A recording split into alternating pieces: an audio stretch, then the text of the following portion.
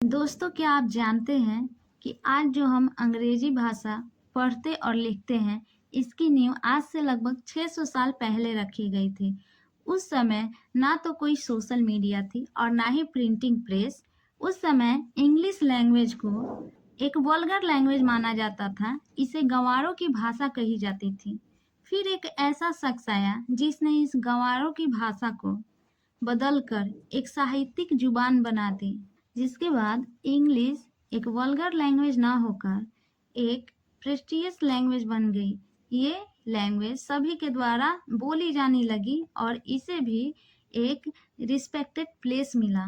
Hello दोस्तों, welcome to easy learn English study channel. आज की वीडियो में हम एज ऑफ चौसर को पढ़ेंगे और मेरी आप सबसे ये रिक्वेस्ट है कि इस वीडियो के लास्ट तक जरूर बने रहें, क्योंकि इस वीडियो के लास्ट तक खत्म होने के बाद आपको एक गहरी समझ हो जाएगी इस एज की। जो आपकी नॉलेज पहले थी उससे आप कहीं ज़्यादा समझेंगे। तो चलिए इस वीडियो को शुरू करते हैं।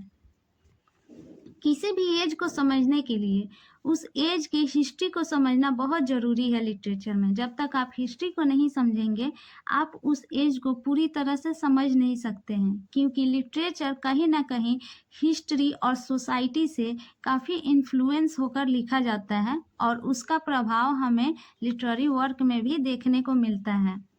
चलिए अब इस एज के हिस्ट्री को समझते हैं।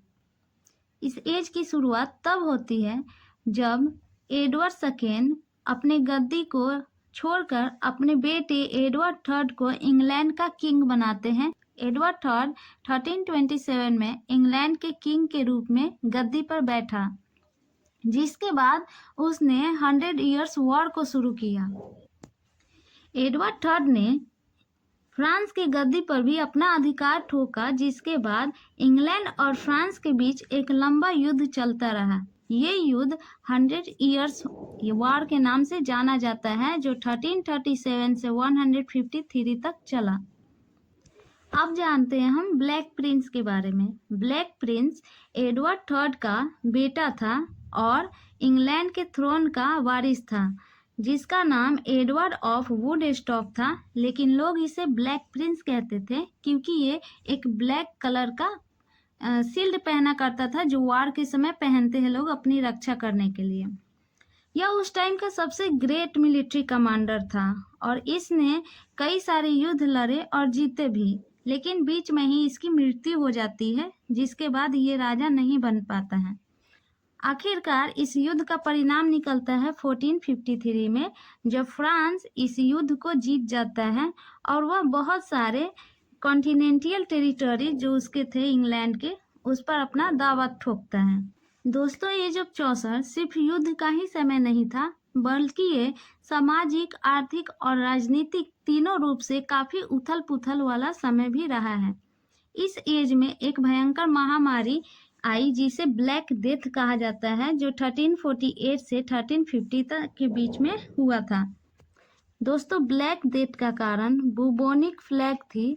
ये एक तरह की फैलने वाली बीमारी थी जिससे एक व्यक्ति से दूसरे व्यक्ति में फैलती है, जिसमें इंग्लैंड की लगभग 1/3 पॉपुलेशन समाप्त हो गई, जिसके कारण यहाँ पे लोगों की काफ़ी कमी हो गई, लेबर शॉर्टेज हो गया।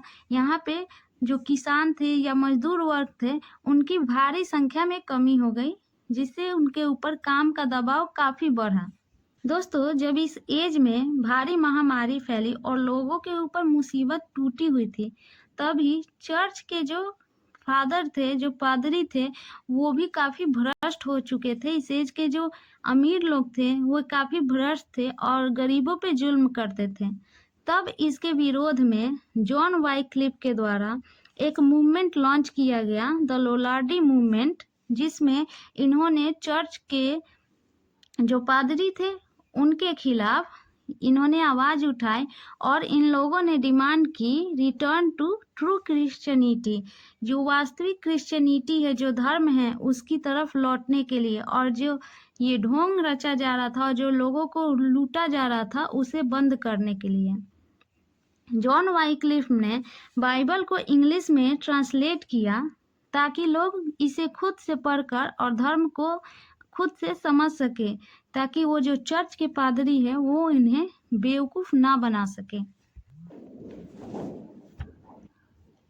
दोस्तों, इस टाइम पीरियड में लोगों ने पहले युद्ध को झेला। 100 ईयर्स वॉर चली, जिससे इंग्लैंड में भारी धन की कमी हो गई और लोगों के ऊपर टैक्स बढ़ने लगा और उनके ऊपर महंगाई का दबाव बढ़ा।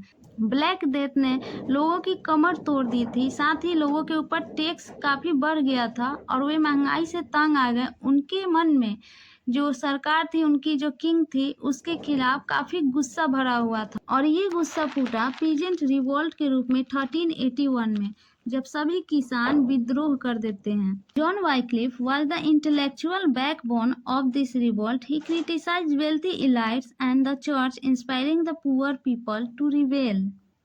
जॉन वाइक्लिफ इस रिवोल्ट के इंटेलेक्चुअल बैकबोन माने जाते हैं, क्योंकि इन्होंने जो अमीर लोग थे और जो चर्च थी उन्हें क्रिटिसाइज किया। 1337 में रिचार्ड सेकेंड इंग्लैंड का किंग बनता है। यह एडवर्ड थर्ड का ग्रैंड सन है। क्योंकि इसके पिता की मृत्यु हो गई थी और वो किंग नहीं बन पाए थे, तो रिचार्ड सेकेंड को ही किंग बनाया गया। जब यह किंग बना तो यह सिर्फ 10 साल का था। ये जो कारण था पीजेंट रिवोल्ट का, उसका सबसे मुख्य कारण पोल टैक्स था, जो लोगों पे टैक्स डाला गया था। इस टैक्स के तहत जो भी गरीब लोग थे और अमीर लोग थे, उन दोनों को ही बराबर टैक्स देना था, जिससे कि जो गरीब वर्ग थे वो काफी क्रोधित हो गए, क्योंकि उनकी आमदनी इतनी नहीं थी कि वे अमीरों के जितना टैक्स पे कर पाए। जॉन बॉल ये एक लीडर थे इस पीजेंट रिवॉल्यूशन के और ये आइडियोलॉजिकल लीडर माने जाते हैं। इन्होंने 1381 में इस रिवॉल्ट में पार्टिसिपेट किया था। दोस्तों, जॉन बॉल ने एक फेमस कोट दिया, when Adam delved and Eve span, जब आदम जमीन खोद रहा था, मिट्टी खोद रहा था और ईव सूत काट रही थी, तब उस समय जेंटलमैन कौन था, उस समय अमीर कौन था और मालिक कौन था, ये सवाल इन्होंने पूछा। चलिए अब बात करते हैं इस एज के जो सोसाइटी है और लैंग्वेज वह कैसे बदल रही थी। इस एज में सबसे महत्वपूर्ण जो सोशल घटना हुई वो थी डिक्लाइन ऑफ फ्यूडल सिस्टम। दोस्तों, इस एज में फ्यूडल सिस्टम समाप्त हो गई। फ्यूडल सिस्टम क्या होता है? सामंती व्यवस्था। इसमें एक ट्रायंगल के थ्रू हम समझेंगे। इसमें समाज की सबसे ऊपर जो थे वो थे क्लर्जी, और उसके बाद आते हैं नोबेलिटी, और सबसे लास्ट में जो थे नीचे वो थे पीजेंट्री, किसान। क्लर्जी चर्च में पूजा पाठ करते थे तथा धर्म उनके अंडर में आती थी, वे रिलीजियस परफॉर्मेंस को कंट्रोल करते थे। और जो नोबेलिटी थे वे युद्ध करते थे और पॉलिटिकल रूप से कंट्री को रूल करते थे। चलिए अब हम एज ऑफ चौसर के राइटर और उसके वर्क को समझते हैं। इस एज में सबसे पहले हम जॉफ्री चौसर को पढ़ेंगे। ये इस एज के मेजर राइटर हैं।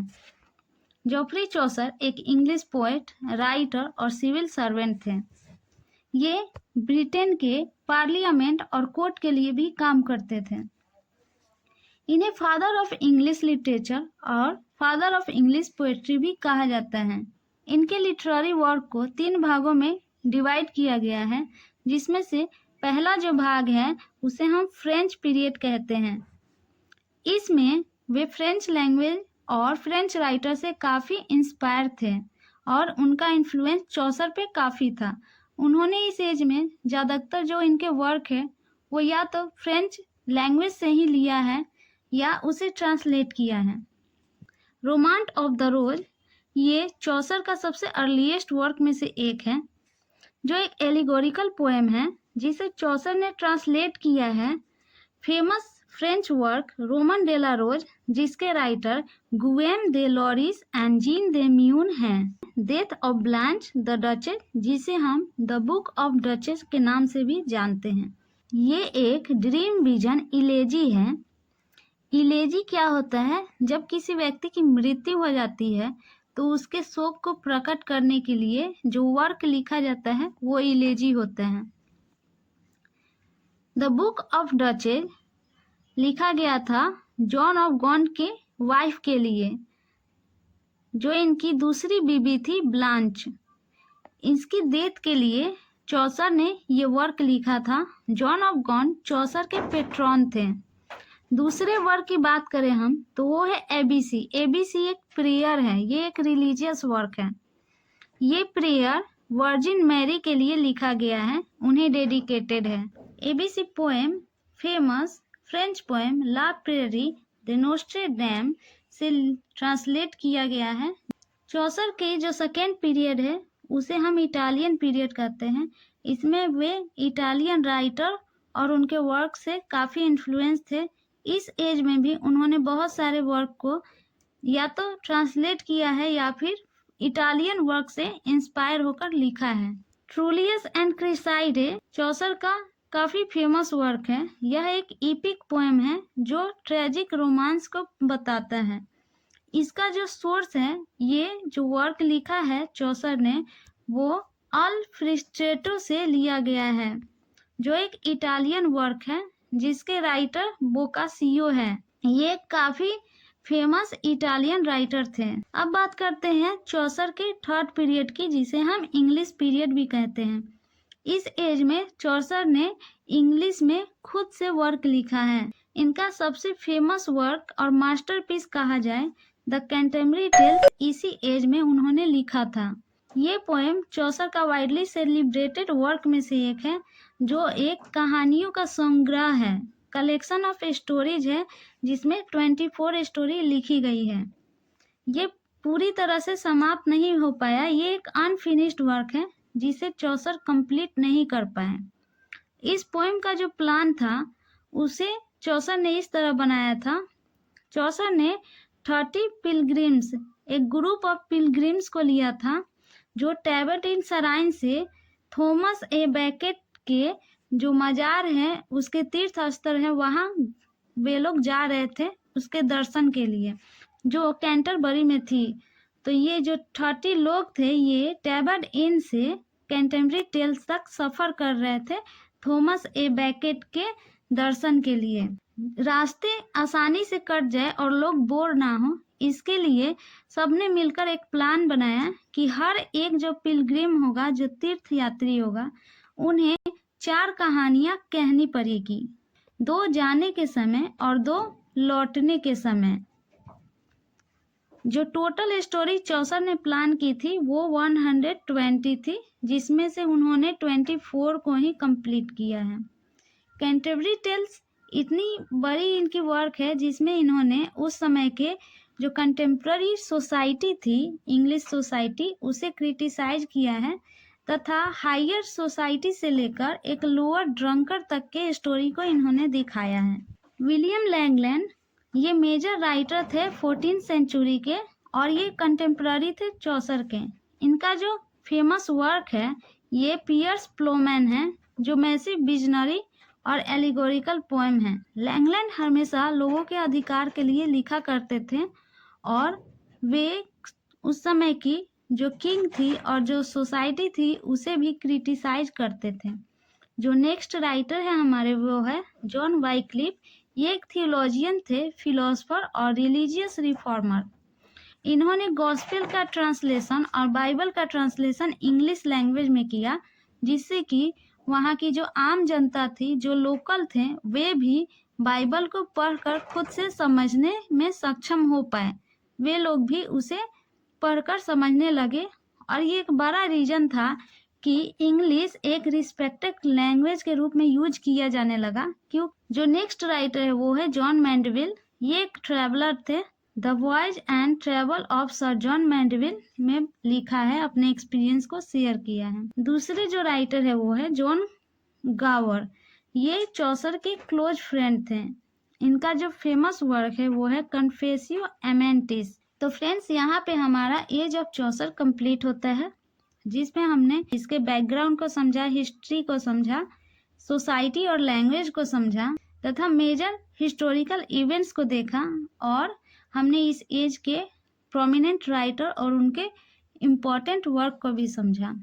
अगर आपको ये वीडियो अच्छी लगी तो प्लीज़ इसे लाइक करिए, ज़्यादा से ज़्यादा शेयर करिए और चैनल को सब्सक्राइब करना ना भूलें। Thank you for watching.